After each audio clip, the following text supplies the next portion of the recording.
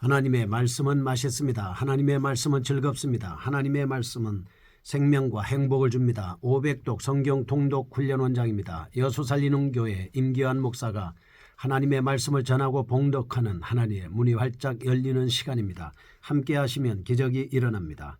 알람을 설정하시면 좋겠습니다. 오늘은 사무엘상 26장을 봉독하고 말씀을 전하겠습니다. 사무엘상 26장 10사람이 기브아에 와서 사울에게 말하여 이르되 다윗이 광야 앞 하길라산에 숨지 아니하였나이까 하매 사울이 일어나 10광야에서 다윗을 찾으려고 이스라엘에서 택한 사람 3,000명과 함께 10광야로 내려가서 사울이 광야 앞 하길라산 길가에 진치니라. 다윗이 광야에 있더니 사울이 자기를 따라 광야로 들어옴을 알고 이에 다윗이 정탐꾼을 보내어 사울이 과연 이룬 줄 알고 다윗이 일어나 사울이 진친 곳에 이르러 사울과 내리 아들 군사령관 아브넬이 머무는 곳을 본즉 사울이 진영 가운데에 누웠고 백성은 그를 둘러 진쳤더라.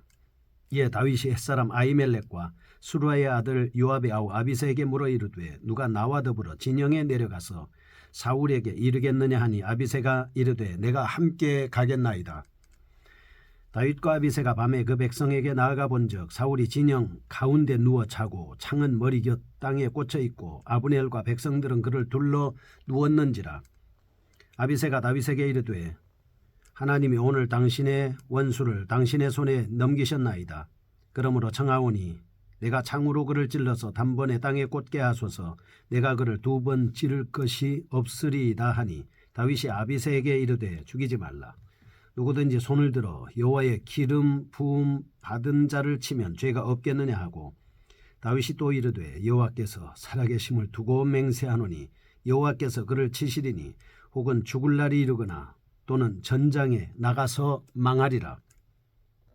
내가 손을 들어 여호와의 기름 부음 받은 자를 치는 것을 여호와께서 금하시나니 너는 그의 머리 곁에 있는 창과 물병만 가지고 가자 하고 다윗이 사울의 머리 곁에서 창과 물병을 가지고 떠나가되 아무도 보거나 눈치채지 못하고 깨어있는 사람도 없었으니 이는 여호와께서 그들을 깊이 잠들게 하셨으므로 그들이 다 잠들어 있었기 때문이었더라. 이에 다윗이 건너편으로 가서 멀리 산꼭대기에 서니 거리가 멀더라. 다윗이 백성과 내리 아들 아브넬을 대하여 외쳐 이르되 아브넬아 너는 대답하지 아니하느냐 하니 아브넬이 대답하여 이르되 왕을 부르는 너는 누구냐 하더라. 다윗이 아브넬에게 이르되 네가 용사가 아니냐? 이스라엘 가운데 너 같은 자가 누구냐? 그러한데 내가 어찌하여 내 주 왕을 보호하지 아니하느냐? 백성 가운데 한 사람이 내 주 왕을 죽이려고 들어갔었느니라. 내가 행한 일이 옳지 못하도다. 여호와께서 살아계심을 두고 맹세하노니 여호와의 기름 부음 받은 너희 주를 보호하지 아니하였으니 너희는 마땅히 죽을 자이니라. 이제 왕의 창과 왕의 머리 곁에 있던 물병이 어디 있나 보라 하니 사울이 다윗의 음성을 알아듣고 이르되 내 아들 다윗아 이것이 내 음성이냐 하는지라.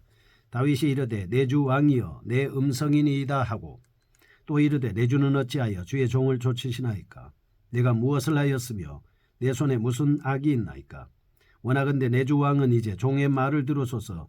만일 왕을 충동시켜 나를 해하려 하느니가 여호와시면 여호와께서는 제물을 받으시기를 원하나이다. 마는 만일 사람들이면 그들이 여호와 앞에 저주를 받으리니 이는 그들이 이르기를 너는 가서 다른 신들을 섬기라 하고 오늘 나를 쫓아내어 여호와의 기업에 참여하지 못하게 함이니이다.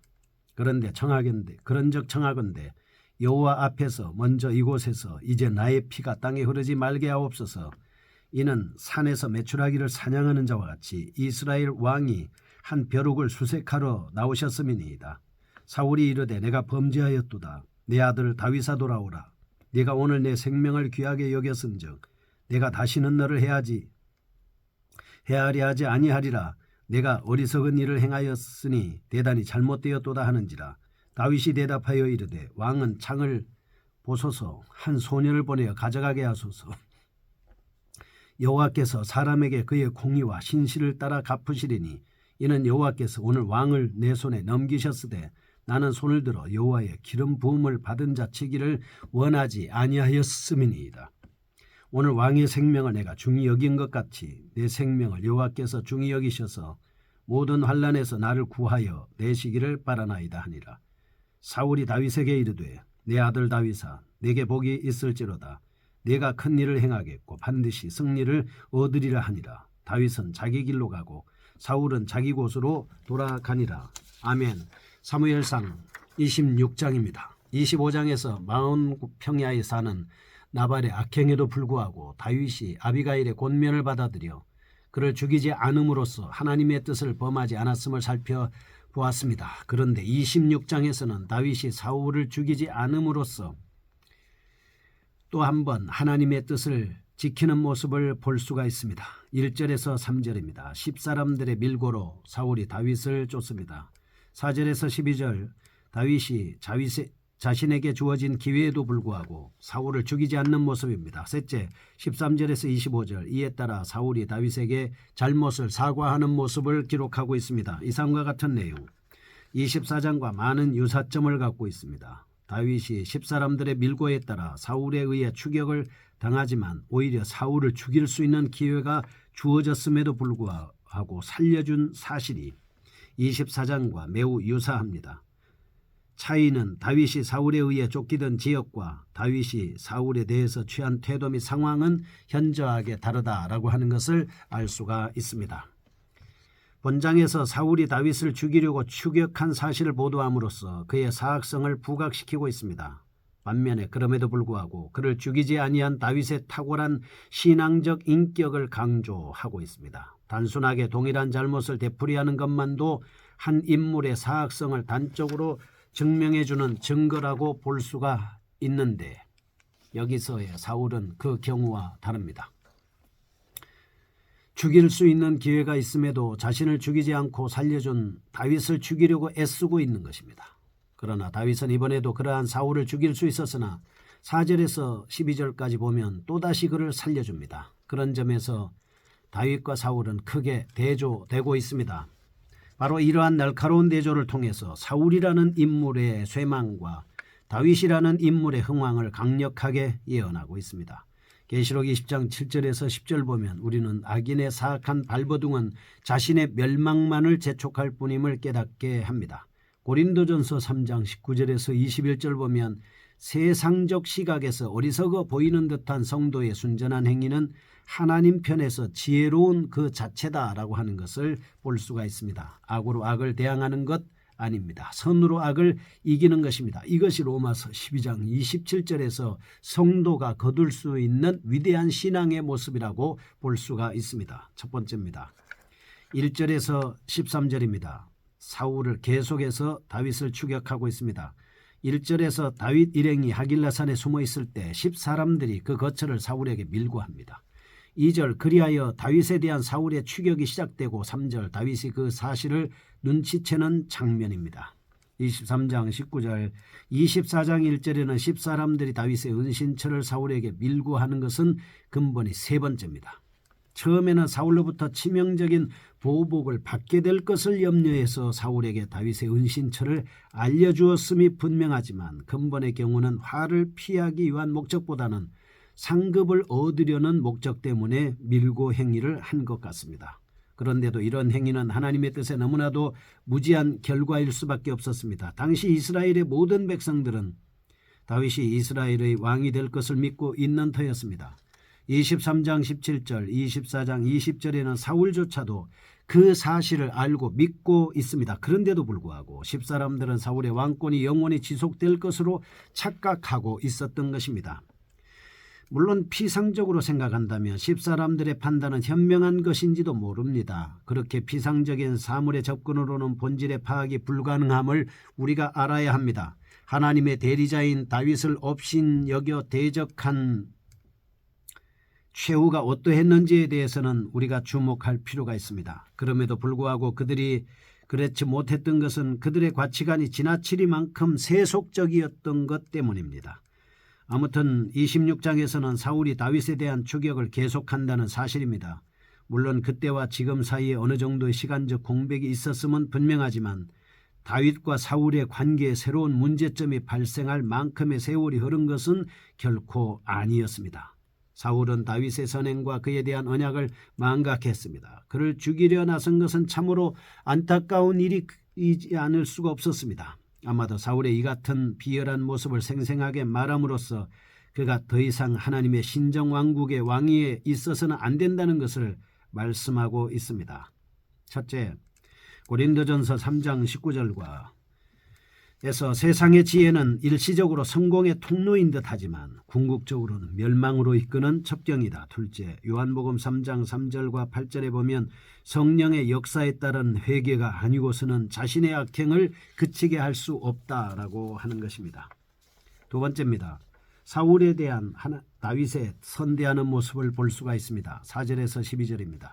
사울이 10사람들의 밀고에 따라서 다윗에 대한 추격을 제기했음을 언급한 압달락에 이어 다윗이 또다시 기회가 주어졌습니다. 사울을 죽이지 않고 살려주는 장면입니다. 4, 5절에는 다윗이 사울을 추격 사실을 확인하는 장면이고 6절에서 12절은 다윗이 사울을 죽일 수 있음에도 불구하고 자신의 충직성을 증명할 증거품만을 가지고 가는 장면으로 볼 수 있습니다. 24장에서처럼 여기서 다윗이 사울을 죽이지 아니한 것은 결코 정치적인 목적 때문은 아니었습니다.